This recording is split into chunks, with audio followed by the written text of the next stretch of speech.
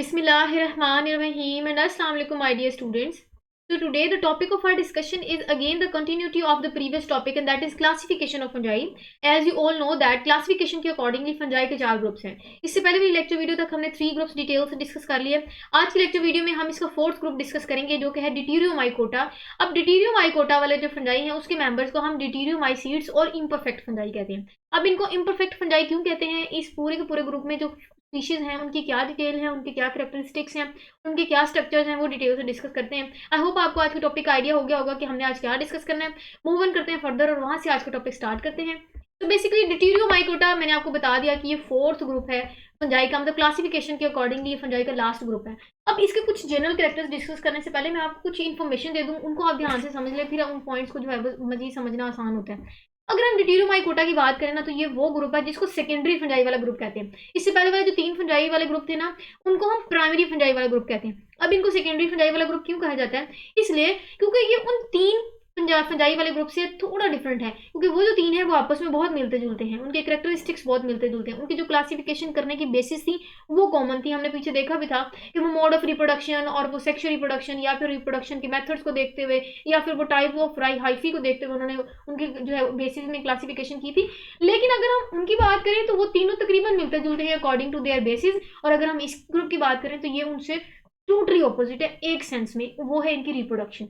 तो ये है कि जो डिटीरियोमाइकोटा वाले जितनी भी स्पीशीज है फंजाई की वो सेक्सुअल रिप्रोडक्शन नहीं करती, मतलब कि no sexual reproduction occur in these type of species. तो अब इसमें ये होता है कि यही वजह है कि हम इनको इम्परफेक्ट फंजाई कहते हैं, क्योंकि जो सेक्सुअल रिप्रोडक्शन है वो बहुत इंपॉर्टेंट रिप्रोडक्शन का मेथड माना जाता है.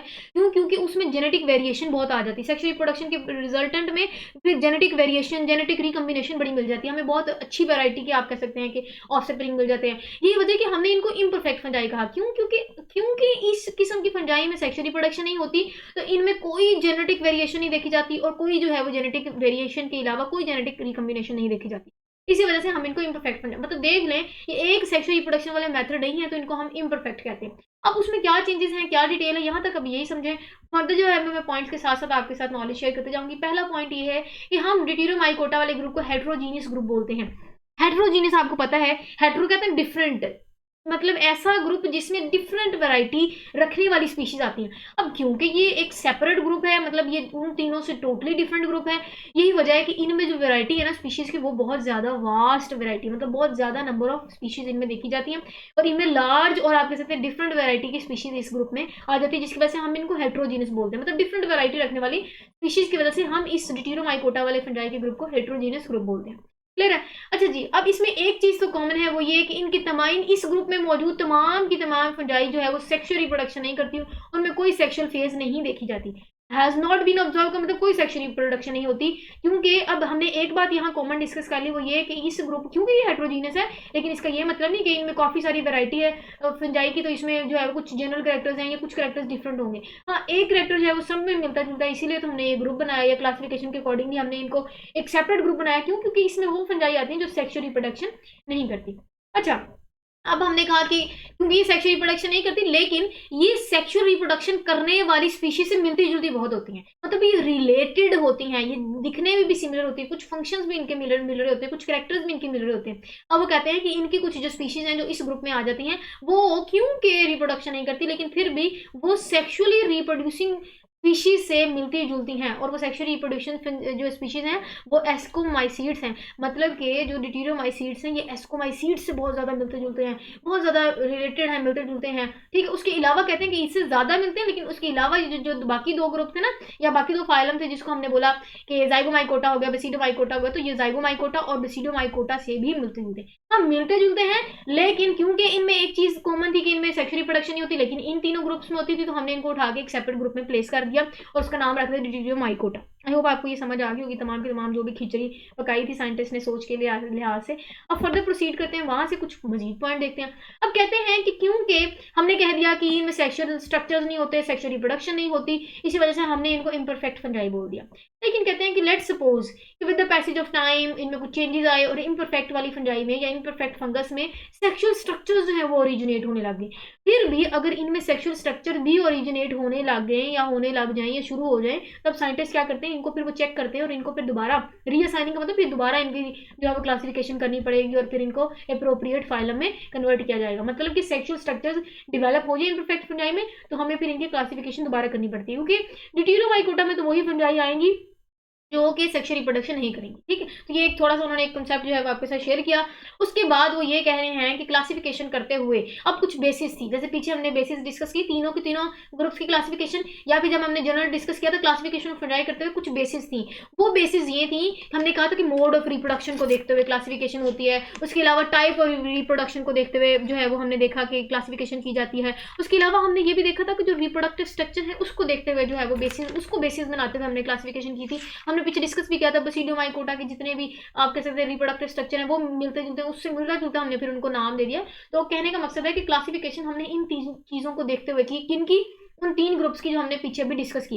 लेकिन अगर हम इस ग्रुप की क्लासिफिकेशन की बात करें ना कि इस ग्रुप की बेसिस क्या बनी क्लासिफिकेशन की, तो वो ये था, अब क्योंकि इनमें सेक्सुअल रिप्रोडक्शन ही नहीं होती तो इनमें फिर ना कोई सेक्सुअल रिप्रोडक्टिव स्ट्रक्चर होंगे, तो फिर किसके अकॉर्डिंग हम इनको क्लासीफाई किया, क्या बेसिस थी इस ग्रुप की क्लासिफिकेशन करने की? हाँ, ये बेसिस तो थी कि इनमें कोई सेक्सुअल रिप्रोडक्टिव स्ट्रक्चर नहीं देखे गए और हमने इनको जो है ना ऐसी किस्म की फंजाई को हमने इस ग्रुप में जो है वो प्लेस कर दिया। हाँ, एक ये बेसिस तो हो सकती है, मैंने अभी भी पीछे डिस्कस किया, क्योंकि कॉमन है ये चीज़ कि इनमें सेक्सुअल रिप्रोडक्शन के तमाम मेंबर्स में नहीं होती, या फिर इनमें सेक्सुअल स्ट्रक्चर्स भी मौजूद नहीं होते। इसके अलावा इनमें एक और जो है वो बेसिस है इनकी क्लासिफिकेशन में, जो हमने ये ग्रुप बनाया वो ये था डीएनए सीक्वेंसेस।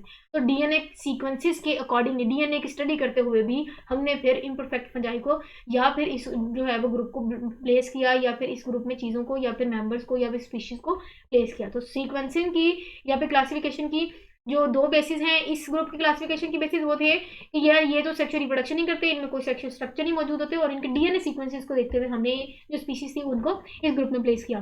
नेक्स्ट प्रोसीड करते हैं, वो ये है कि अब हमने इनमें कुछ इनके जो है वो इस ग्रुप में मौजूद कुछ जो है वो खूबसूरत मेंबर्स को डिस्कस करना है। उनकी बहुत खूबसूरत सेल्फीज मैंने आपके साथ जो है वो शेयर की हैं, ये इन्होंने खुद नहीं ली हुई वैसे, ये चलेंगे इनकी खूबसूरत पिक्चर्स हैं मैंने आपके साथ शेयर की हैं, ताकि आपको हसरत ना रह जाए कि भाई मैम ने हमें दिखाई नहीं कि ये फंजाई होती किस किस्म की।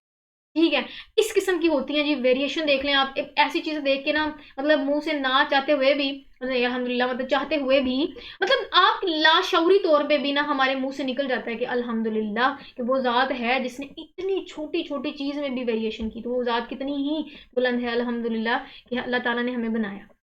चलिए हम बात करें थे एग्जांपल्स की, तो एग्जांपल्स ये थी। अब अगर हम इसकी इम्परफेक्ट फंजाई की एग्जांपल की बात करें तो इसमें पेनिसिलियम आ जाता है, जिसको हम ब्लू ग्रीन मोल्ड्स भी बोलते हैं। तो ये आपने देख लेना, एमसीक्यू पॉइंट ऑफ व्यू से पूछा जा सकता है, हो सकता है वो पूछे साइंटिफिक नेम, या फिर आप कह सकते हैं ब्लू ग्रीन मोल्ड किसका नेम है पेनिसिलियम का, या फिर आप पूछ सकते हैं कि मतलब ये यहाँ से कान पकड़ लें, वहाँ से कान पकड़ लें। तो आप इतने समझदार तो हैं कि आप एमसीक्यू समझ सकते हैं कि किस हिसाब से आ सकता है। उसके बाद एस्परजिलस, उसका कॉमन नेम ब्राउन मोल्ड पूछ सकते हैं किसका कॉमन नेम है, या साइंटिफिक नेम पूछ के वो पूछ सकते हैं कि किसका ये साइंटिफिक नेम। उसके बाद पेनिसिलियम की तस्वीर जो है वो मैंने यहाँ नहीं मेंशन की, जगह नहीं थी। चले अब आपको हसरत ना रह जाए, परेशान हो, ये ना हो आप आगे चीज़ें समझो ही ना कहें कि हमें पेनिसिलियम नहीं दिखाया तो बच्चे नाराज हो जाए। चलें जी, पेनिसिलियम को मैंने यहाँ मेंशन की क्योंकि ये पूरा का पूरा हमने इसी खूबसूरत हस्ती को डिस्कस करना था। तो ये पेनिसिलियम की ऐसी डायग्राम होती है, इनको हम डिस्कस भी करते हैं। उसके बाद एस्परजिलस की तस्वीर देखें तो इस किस्म की एस्परजिलस की होती है, जिनको हम ब्राउन मोल्ड भी बोलते हैं। अल्टरनेरिया की बात करें तो अल्टरनेरिया की खूबसूरत तस्वीर कुछ इस तरह की होती है, ये इस तरह की स्पीशीज जो होती हैं। उसके बाद जो है वो फ्यूसेरियम है, फ्यूसेरियम जो है वो इस तरह की अपेयरेंस रखता है। और नेक्स्ट है हेलमिंथोस्पोरियम की बात करें तो हेलमिंथोस्पोरियम जो है वो इस किस्म का स्ट्रक्चर है। चलें इस स्लाइड में हमने पेनिसिलियम को डिस्कस करना है। पेनिसिलियम अगेन हमने कहा कि एग्जांपल है इम्परफेक्ट फंजाई की। अब मैंने इसकी कुछ डिटेल आपके साथ शेयर करनी है, वो ये कि अगर हम पेनिसिलियम के कॉमन नेम की बात करें तो इनको हम ब्लू ग्रीन मोल्ड्स भी बोलते हैं। ब्लू ग्रीन मोल्ड्स क्यों बोलते हैं, इनके कलर की क्या जो है वो कहानी है वो सारी मैं आपके साथ शेयर करती हूँ। सबसे पहले ये समझें कि हम पेनिसिलियम को ना सेप्रोट्रॉपिक फंजाई भी बोलते हैं या सेप्रोट्रॉपिक स्पीशी भी बोलते हैं। क्यों हम इनको सेप्रोट्रॉपिक स्पीशी बोलते हैं? सेप्रोट्रॉपिक स्पीशी जो है ये फंजाई, ये ऐसी फंजाई होती है जो गली सड़ी चीज़ों पे या गले सड़े मटेरियल पे ही ग्रो करती हैं। यही वजह है कि हम पेनिसिलियम को सेप्रोट्रॉपिक फंजाई बोलते हैं। अब क्योंकि ये गले सड़े मटेरियल पे, अब किस गले सड़े मटेरियल पे ग्रो शो करते हैं, ये जर्मिनेट करते हैं, वो देख लेते हैं। डिकेइंग फ्रूट, जो भी गला सड़ा फल होगा या ब्रेड होगी गली सड़ी या खराब ब्रेड, तो उसमें ये फिर सेप्रोट्रॉपिक फंजाई जिसको हम पेनिसिलियम बोल रहे हैं वो जर्मिनेट करती है। क्लियर है? तो ये छोटा सा इसका कैरेक्टरिस्टिक फीचर हमने डिस्कस कर लिया। यही वजह है कि हम इनको सेप्रोट्रॉपिक बोलते हैं। तो सेप्रोट्रॉपिक वाली कंडीशन या टर्म आपको समझ आ गई होगी। नेक्स्ट अब हम इनकी हाइफी की डिटेल देखते हैं। हाइफी की डिटेल ये है कि जो पेनिसिलियम की हाइफी है वो सेप्टेट, बार बार सेप्टेट वाला टर्म मैंने आपको बता दिया मतलब इनकी हाइफी की अपीयरेंस ऐसी है कि इनमें क्रॉस वॉल्स मौजूद होती है, इनमें सेपरेशन मौजूद होती है। अब पेनिसिलियम की बात करें, क्योंकि इम्परफेक्ट फंजाई, अब आपको पता होगा कि ये जो है वो सेक्सुअल रिप्रोडक्शन नहीं करेगी, तो ये क्योंकि इम्परफेक्ट फंजाई है, क्योंकि ये ड्यूटेरोमाइकोटा का मेंबर है, तो ये सेक्सुअल रिप्रोडक्शन नहीं करेगा। अब ये एसेक्सुअल रिप्रोडक्शन करेगा। एसेक्सुअल रिप्रोडक्शन करेगा तो कैसे करेगा, तो हमने इस ग्रुप में बेसिकली हमने ग्रुप देखा, उसके जनरल कैरेक्टरिस्टिक देखे, हमने फिर जो है इसके अंदर मौजूद डिफरेंट मेंबर्स को डिस्कस किया, मेंबर्स के कुछ जनरल कैरेक्टरिस्टिक देखे, और फिर हमने क्या किया, एक एग्जांपल लेके उसकी थोड़ी सी डिटेल डिस्कस की कि हाँ हमने कह तो दिया जनरली कि जी एसेक्सुअल करते हैं रिप्रोडक्शन, अब हमने फिर एग्जांपल के साथ देखना है कि कैसे एसेक्सुअल रिप्रोडक्शन करते हैं। तो पेनिसिलियम की बात करें ना, तो ये एसेक्सुअली स्पोर्स के थ्रू जाहिर है, ये फिर वो आगे जो है रिप्रोडक्शन करते हैं या आगे नंबर में इंक्रीज करते हैं।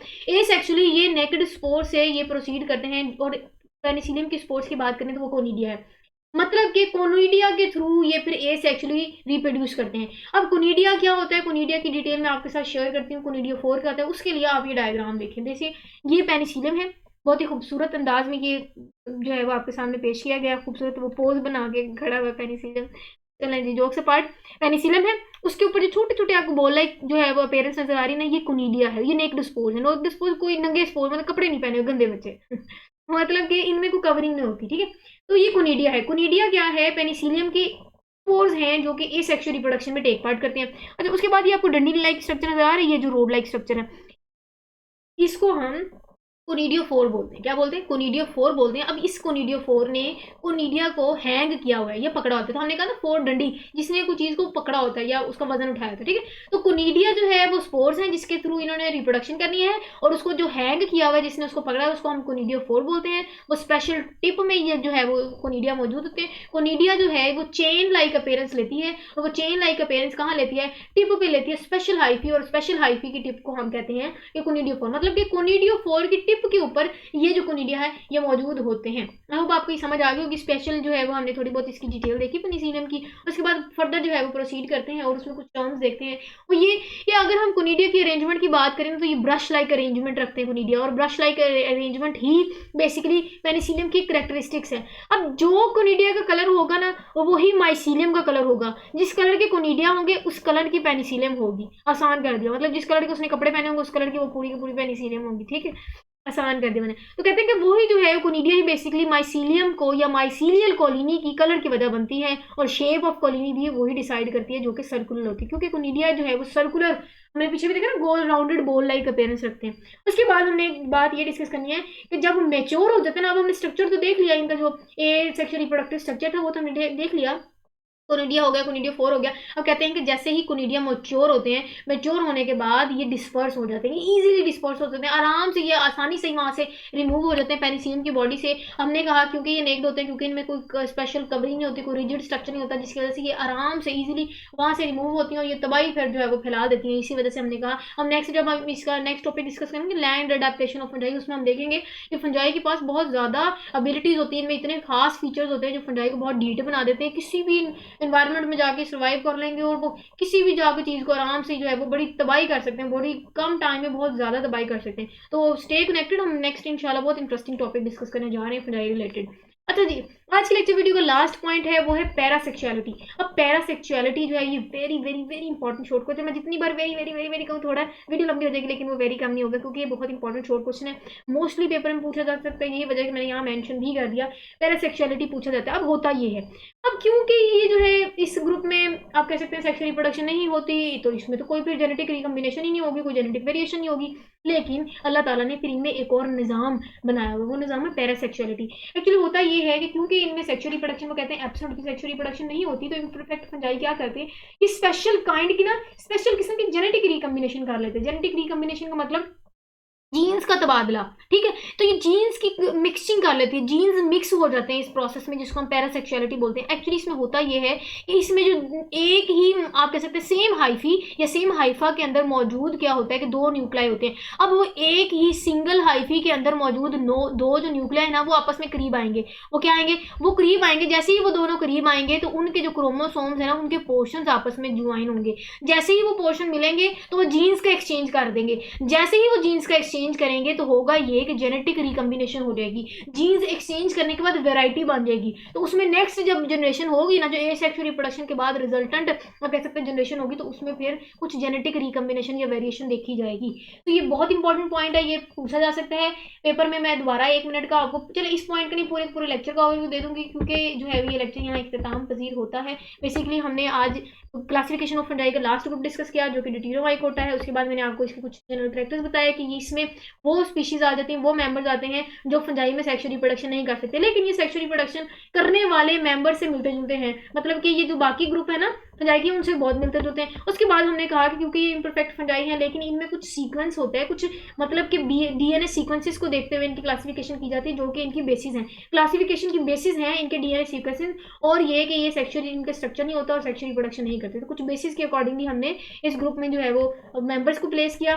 उसके बाद हमने ये कुछ इनकी एग्जांपल्स डिस्कस की, मैंने आपके साथ उनकी डायग्राम शो की, ताकि आपको मजीद इंटरेस्टिंग और इन्फॉर्मेटिव वे में मैं चीज़ें कन्वे कर सकूँ। फिर हमने इस ग्रुप की एक एग्जाम्पल उठा ली, पेनिसिलियम, और उसकी डिटेल डिस्कस की। वो ये कि सेप्टोट्रोफिक फंजाई है, जो कि गले सड़े मटेरियल पे ये ग्रो करते हैं, जर्मिनेट करते हैं, हाइफिन का सेप्टेट होता है, क्योंकि ये इम्परफेक्ट फंजाई की टाइप है, क्योंकि ये ड्यूटेरोमाइकोटा का मेंबर ग्रुप का मेंबर है। तो ये क्या करेगा कि ये सेक्सुअली रिप्रोड्यूस नहीं करेगा, ये एसेक्सुअली रिप्रोडक्शन करता है। और किसके थ्रू करता है? ये स्पेशल स्पोर्स के थ्रू करता है, जो नेक्ड स्पोर्स होते हैं, और उनको कोनिडिया बोलते हैं, जिनको उठाया होता है या जो जिसकी टिप पे मौजूद होते हैं, उस टिप को, उस स्ट्रक्चर को हम कोनिडिया 4 कहते हैं, जिसकी टिप पे ये कोनिडिया मौजूद होते हैं। और जैसे ही कोनिडिया जो है वो मेच्योर होता है, उसके बाद होता है कि वो ईजिली वहाँ से विंड के थ्रू डिस्पर्स कर जाते हैं, और फिर वो जो है वो ईजिली किसी भी जो है वो आप कह सकते हैं होस्ट पर जाके अपनी ग्रोथ शो कर सकते हैं, जर्मिनेट कर सकते हैं। पैरासेक्सुअलिटी वाला हमने पॉइंट डिस्कस किया, हमने कहा कि ऐसा है क्योंकि इस ग्रुप वाले मेंबर्स में सेक्सुअल रिप्रोडक्शन नहीं होती, तो होता ये है कि अब इनमें जेनेटिक वेरिएशन के लिए या जेनेटिक रिकम्बिनेशन के लिए एक प्रोसेस होता है जिसको पैरासेक्सुअलिटी बोलते हैं।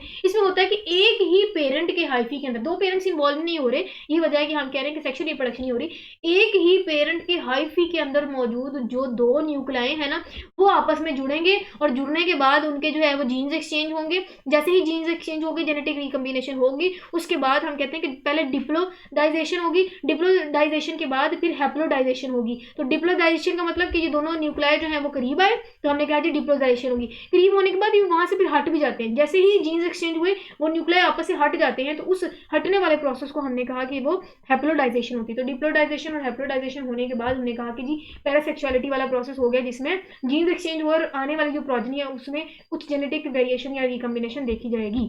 तो दिस इज इट, यही था आज का हमारा टॉपिक। इंशाल्लाह नेक्स्ट जो है वो हम land adaptation in fungi discuss करेंगे। Okay then, stay connected and अल्लाह हाफिज़।